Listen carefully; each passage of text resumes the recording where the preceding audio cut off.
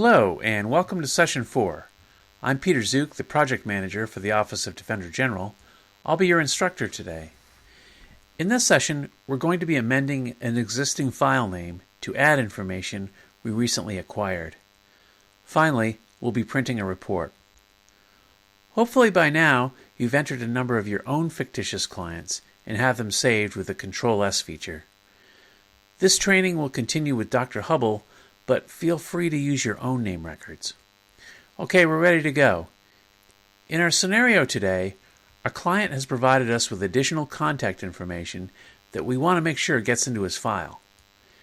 We now have his home address as well as his cell phone and email. During a recent conversation, he said that he preferred to be called by his nickname, Sparky. That's a lot of new information, and it's going to be important to make sure it's entered properly.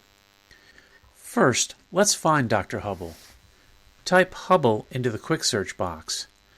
The name Hubble appears in our search results on the work area, and it tells us a lot.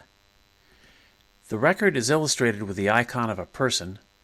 This indicates that this is a name file. We can also validate the date of birth and state police number. Based on this, it's a good guess that this is the correct Ed Hubble. We'll open his name record by clicking on Hubble on the blue underlined text. The name file it opens is familiar from the previous session. Remember, we have additional contact information to add. To do that, I'm going to click on Contact Information tab. Let's take a moment to digest this new area of the program. This skill pattern will repeat many times in JustWare, so it's important to take our time. Looking at the Contact Information tab, we can see that by clicking on the tab, a number of other tabs opened. We can see a tab for address here and other tabs for phone and email. We have an address for Dr. Hubble, so let's put it in. Go to the Address tab and click on the little green plus sign. The plus sign will open up fields in which we can place data. Let's click on the word Home from the drop-down in the address type. We'll go ahead and fill in city, state, and zip code. The zip code field will accommodate the additional 4-digit code if you have it.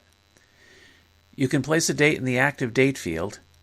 The active date field allows you to put in a former address and date of occupancy if that's available.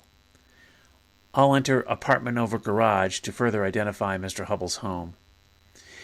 Now at this point, you may perform a Control-S or click on Save Name on the ribbon. JustWare will save the information but also reveal additional information in the record. Okay, the address is in.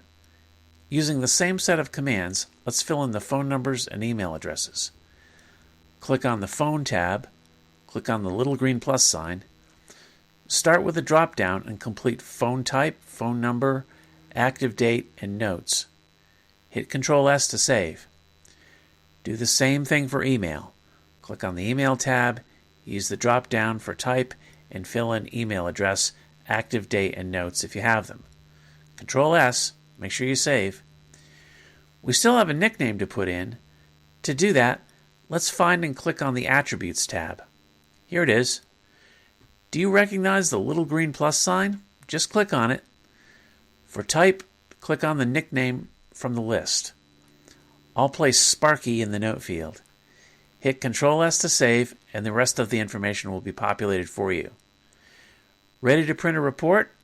Click on the Name Summary tab.